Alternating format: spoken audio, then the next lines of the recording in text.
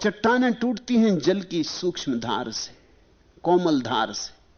कोमल धार अंततः जीत जाती है, मगर धार में कुछ बात होगी, जीतने का कुछ राज होगा। इस जगत में सब कुछ गणित के हिसाब से नहीं चलता। इस जगत का कुछ सूक्ष्म गणित भी है। तो सब ऊपर के उपाय कर लिए होंगे उस लड़के ने, कैसे खेलता है उसका एकांत में अभ्यास भी किया था, मगर फिर भी हार हार गया, न जीता सो न जीता। पूछना नहीं चाहता था उससे, क्योंकि उससे क्या पूछना उसके जीतने का राज। चुपचाप निरीक्षण करता था। जब कोई उपाय न बचा होगा तो उसने पूछा। एक ही बात अनबूझी रह गई थी कि हर खेल शुरू करने के पहले वह लड़का आंख बंद करके खड़ा हो जाता, उसके ओंठ कुछ बुदबुदाते, तब एक अपूर्व शांति उसके चेहरे पर मालूम होती, एक रोशनी झलकती है।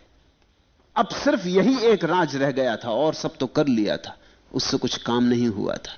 अंततः उसने पूछा कि भाई मुझे बता दो, क्या करते हो, कैसा स्मरण, क्या मंत्र। संयोग की बात थी कि वो लड़का नमो बुद्धस्स का पाठ करता था, वही उसका बल था। सुना है ना तुमने वचन, निर्बल के बलराम। निर्बल भी बली हो जाता है अगर राम का साथ हो, और बलवान भी कमजोर हो जाता है अगर राम का साथ ना हो। यहां सारा बल राम का बल है। यहां जो अपने बल पर टिका है हारेगा, जिसने प्रभु के बल पर छोड़ा वो जीतेगा। जब तक तुम अपने बल पर टिके हो, रोओगे, परेशान होगे, टूटोगे, तब तक तुम चट्टान हो, तब तक तुम रेत होके दुख पाओगे, खंड खंड हो जाओगे। जिस दिन तुमने राम के बल का सहारा पकड़ लिया, जिस दिन तुमने कहा मैं नहीं हूं तू ही है, यही तो अर्थ होता है स्मरण का, प्रभु स्मरण का, नाम स्मरण का। उस लड़के ने कहा कि मैं थोड़ी जीतता हूं, भगवान जीतते, मैं उनका स्मरण करता हूं, उन्हीं पे छोड़ देता हूं, मैं तो उपकरण हो जाता हूं। जैसा कृष्ण ने अर्जुन को गीता में कहा कि तू निमित्त मात्र हो जा, तू प्रभु को करने दे जो वो करना चाहते हैं, तू बीच में बाधा मत बन। जैसा कबीर ने कहा कि मैं तो बांस की पोंगरी हूं, गीत मेरे नहीं, गीत तो परमात्मा के, जब उसकी मर्जी होता गाता, मैं तो बांस की पोंगरी हूं, सिर्फ मार्ग हूं उसके आने का। गीतों पर मेरी छाप नहीं, गीतों पर मेरा कब्जा नहीं, गीत उसके, मैं सिर्फ द्वार हूं उसका, उपकरण मात्र। ऐसा ही उस लड़के ने कहा कि मैं थोड़ी जीतता हूं, इसमें कुछ राज नहीं है, मैं प्रभु का स्मरण करता हूं, फिर खेल में लग जाता हूं, फिर वह जाने। मगर इस बात में बड़ा बल है, क्योंकि जैसे ही तुम्हारा अहंकार विगलित हुआ तुम बलशाली हुए, तुम विराट हुए। अहंकार विगलित होते ही तुम जल की धार हो गए, अहंकार के रहते रहते तुम चट्टान हो। और अहंकार के विगलित होने का एक ही उपाय है कि किसी भांति तुम अपना हाथ भगवान के हाथ में दे दो। किस बहाने देते हो इससे कुछ फर्क नहीं पड़ता, तुम्हारा हाथ भगवान के हाथ में हो, तुम निमित्त मात्र हो जाओ। यह संयोग की ही बात थी कि उस लड़के ने कहा मैं भगवान का स्मरण करता हूं, बुद्ध का स्मरण करता हूं, नमो बुद्धाय। जीतने के लिए आतुर इस युवक ने इसकी नकल पट्टी शुरू की। ख्याल रखना, कभी कभी गलत कारणों से भी लोग ठीक जगह पहुंच जाते हैं। कभी कभी संयोग भी सत्य तक पहुंचा देता है। कभी कभी तुम जो शुरू करते हो वो कोई बहुत गहरा नहीं होता है, लेकिन शुरू करने से ही यात्रा का पहला कदम पड़ जाता है। मेरे पास लोग आते, वो कहते हैं सन्यास हम लेना चाहते हैं, लेकिन कपड़े रंगने से क्या होगा। मैं कहता हूं तुम फिक्र छोड़ो, कपड़े तो रंगो, कुछ तो रंगो। वो कहते हैं कबीर तो कहते हैं मन न रंगाए जोगी, रंगाए कपड़ा। मैं कहता हूं ठीक कहते हैं, मन भी रंग जाएगा, तुम कपड़े रंगाने की हिम्मत तो करो। जो कपड़े रंगाने तक से डर रहा है उसका मन कैसे रंगेगा। कबीर ठीक कहते, मगर ख्याल रखना कबीर ने जोगियों से कहा था, कबीर ने उनसे कहा था जिन्होंने कपड़े रंग लिए थे और मन अभी तक नहीं रंगा था। उन्होंने कहा था मन न रंगाए जोगी, जोगियों से कहा था कि तुमने मन तो रंगाया नहीं, रंगा लिए कपड़ा, इससे क्या होगा, अब मन रंगाओ। तुमने अभी कपड़ा भी नहीं रंगाया, तुम अभी जोगी नहीं हो। कबीर का वचन तुम्हारे लिए नहीं है। जिन्होंने कपड़ा रंगा लिया उनसे मैं भी कहता हूं, मन न रंगाए जोगी, रंगाए कपड़ा। मगर तुमसे ना कहूंगा, तुमसे तो कहूंगा पहले जोगी तो बनो, कम से कम कपड़ा तो रंगाओ। एक बार कपड़ा रंग जाए, इतनी हिम्मत तो करो। और तुम कहते हो कि बाहर के कपड़े से क्या होगा। बाहर और भीतर में जोड़ है, संयोग और सत्य भी जुड़े हैं। जो बाहर है एकदम बाहर थोड़ी है, वो भी भीतर का ही फैलाव है। तुम भोजन तो करते ना, तो बाहर से ही भोजन लेते हो, वो भीतर पहुंच जाता है। तुम ये तो नहीं कहते बाहर का भोजन क्या करना, बाहर का जल क्या पीना, भीतर प्यास है, बाहर के जल से क्या होगा, ऐसा तो नहीं कहते। या कहते हो भीतर की प्यास बाहर के जल से बुझ जाती और भीतर की भूख बाहर के भोजन से बुझ जाती। और भीतर के प्रेम के लिए बाहर प्रेमी खोजते हो, और कभी नहीं कहते कि प्रेम की प्यास तो भीतर, बाहर के प्रेमी से क्या होगा। बाहर और भीतर में बहुत फर्क नहीं है। वृक्ष पर जो फल अभी लटका है बहुत दूर और बाहर है, जब तुम उसे चबा लोगे और पचा लोगे भीतर हो जाएगा, तुम्हारा खून बन जाएगा, मांस मज्जा बन जाएगा। आज तुम्हारे भीतर जो मांस मज्जा है, कल तुम मर जाओगे, तुम्हारी कब्र बन जाएगी, तुम्हारी मांस मज्जा मिट्टी में मिल जाएगी, और मिट्टी से फिर वृक्ष उगेगा और वृक्ष में फिर फल लगेंगे, तुम्हारा मांस मज्जा फिर फल बन जाएगा। बाहर और भीतर अलग अलग नहीं है, संयुक्त हैं, जुड़े। इसलिए ऐसे मन को धोखा देने के उपाय मत किया करे कि बाहर से क्या होगा। और ये सिर्फ उपाय है, अब भीतर का तो किसी को पता नहीं, तुम रंगोगे कि नहीं रंगोगे। बाहर का पता चल सकता है। बाहर से घबराते हो कि लोग गैरिक वस्त्रों में देख के कहेंगे अरे पागल हो गए। लोगों का इतना डर है, लोगों के मंतव्य की इतनी चिंता है। सीधी बात नहीं कहते कि मैं लोगों से डरता हूं, कायर हूं।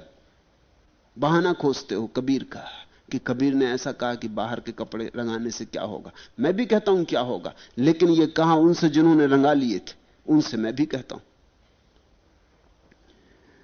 बाहर की घटना थी, बिल्कुल संयोग वसात शुरू हुई थी। कोई लड़के के भीतर ध्यान की तलाश न थी, न भगवान की कोई खोज थी। खेल खेल में सीख लिया था, खेल खेल में दांव लग गया। नमो बुद्धाय रटने लगा। रटन थी, तोता रटन थी, किसी बड़े मूल्य की बात नहीं थी। लेकिन रटते रटते एक बात लगी कि रटते रटते ही सतह पर कुछ शांति आ जाती। वो जो उद्विग्नता थी वो कम होने लगी, विचार थोड़े क्षीण हुए, वो जो जीत की आकांक्षा थी वो भी क्षीण होने लगी।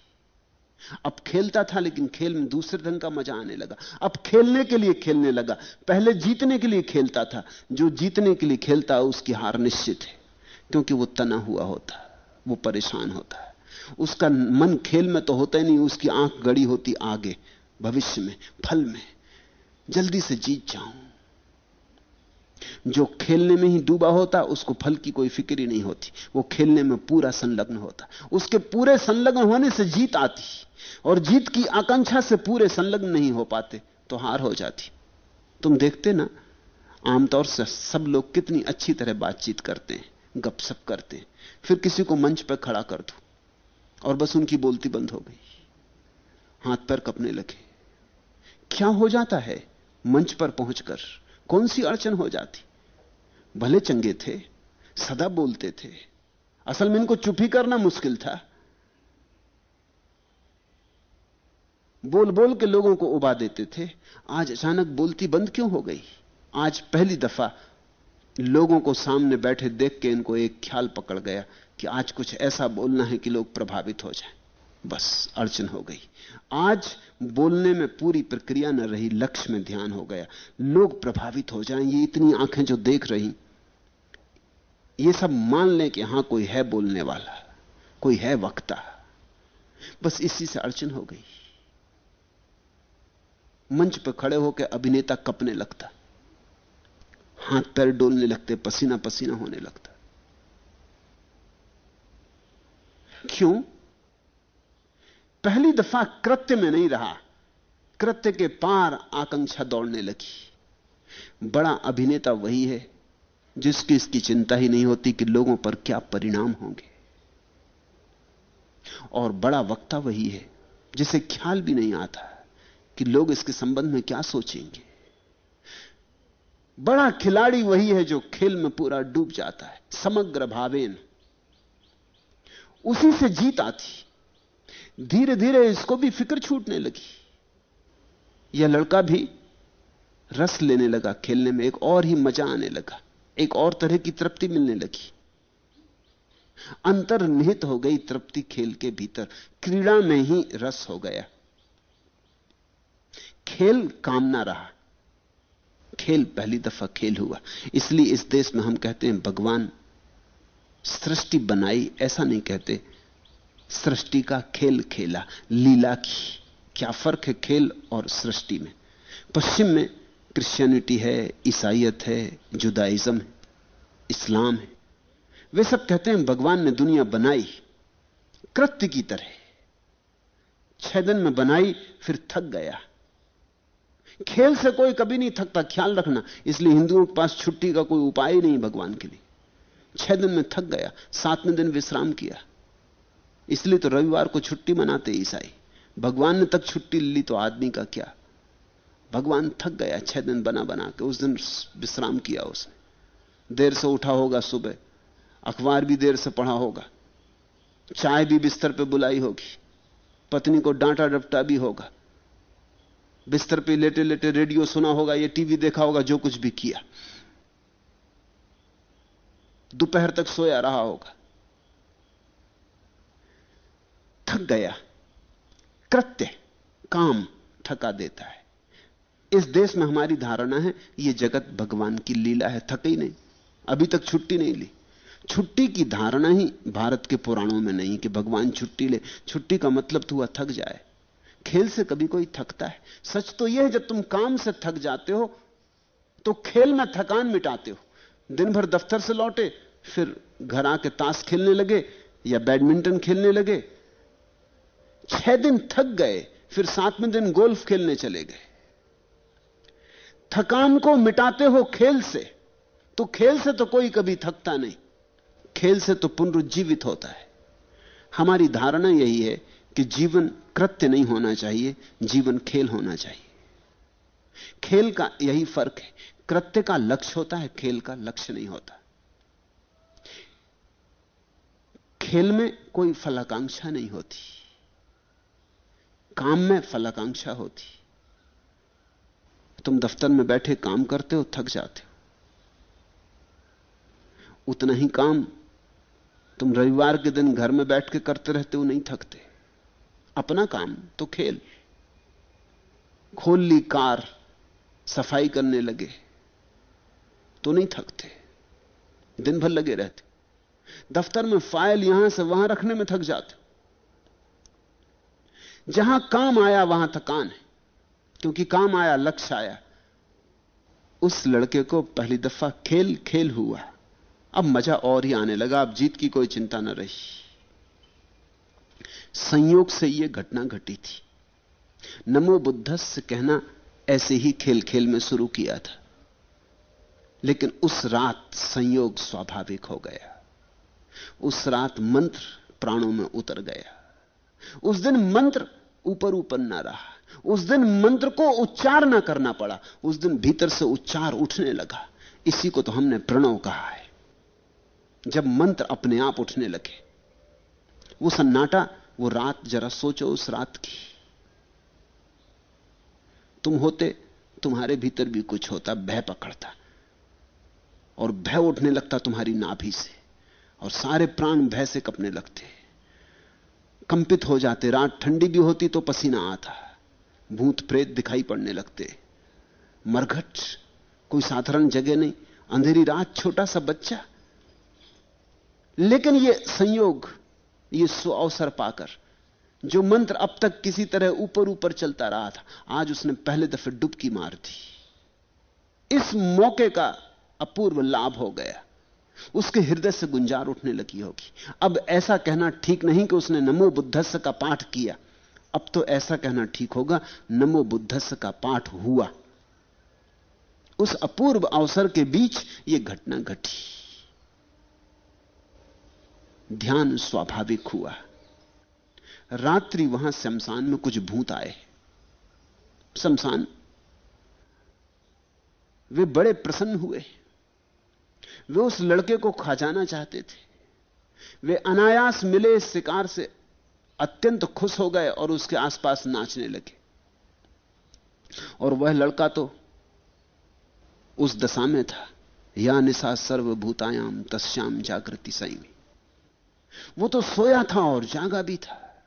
भूतों को नाचते देख के वो उठ के बैठ गया। भूत नाच रहे थे, वो भी अपने भीतर के नाच में मग्न हो गया। वो उसने फिर नमो बुद्धस्य कहना शुरू कर दिया। लड़के की जैसे ही आंखें खुली, भूतों को नाचते देखा, वो भी अपने अंतर के नृत्य में संलग्न हो गया। आज उसे भूत डरा ना पाए। जिस दिन ध्यान हो जाए उस दिन मृत्यु डरा नहीं पाती। भूत यानी मृत्यु के प्रतीक। जिस दिन ध्यान हो जाए उस दिन तो कुछ भी नहीं डरा पाता। ध्यानी के लिए भय होता ही नहीं। उसे तो खूब मजा आया।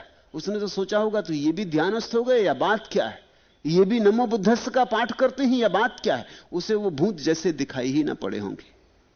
और जब उसने नमो बुद्धस्य का उच्चार शुरू कर दिया तो भूत घबरा गए। जब अमृत मौजूद हो तो मौत घबरा जाती। जब ध्यान मौजूद हो तो यमदूत घबरा जाते। वे तो बहुत घबरा गए। उन्होंने गौर से देखा, यह कोई साधारण बच्चा नहीं था। इसके चारों तरफ प्रकाश मंडित था, एक आभा मंडल था। वे तो उसकी सेवा में लग गए। वे तो भागे गए राजमहल, सम्राट की सोने की थाली और सम्राट का भोजन लेके आए। उस छोटे से बच्चे को भोजन कराया, उसकी खूब पूजा की, फिर उसके पैर दाबे, रात भर उसकी रक्षा की, पहरा दिया। ये तो प्रतीक है। जिसको ध्यान लग गया मौत भी उसका पहरा देती। जिसको ध्यान लग गया मौत भी उसकी सेवा करती। इस बात को ख्याल में रखना, प्रतीकों पर मत चले जाना। ऐसे कुछ भूत हुए ऐसा नहीं है, ऐसा अर्थ मत ले लेना। ये तो सिर्फ सांकेतिक कथाएं हैं। ये इतना ही कहती हैं कि ऐसा घटता है। जब अमृत भीतर उपलब्ध होता है तो मौत सेवा में रत हो जाती। मौत तभी तक घातक है जब तक तुम मरण धर्मा से जुड़े हो। जब तक तुम सोचते हो मैं देह हूं, तब तक मौत घातक है। जिस दिन तुमने जाना कि मैं देह नहीं हूं, मैं मन नहीं हूं, उस दिन मौत घातक नहीं है। रात्रि भर पहरा देते रहे और सुबह जब सूरज उगने लगा तो जल्दी से सोने की थाली को गाड़ी की लकड़ियों में छिपा के भाग गए।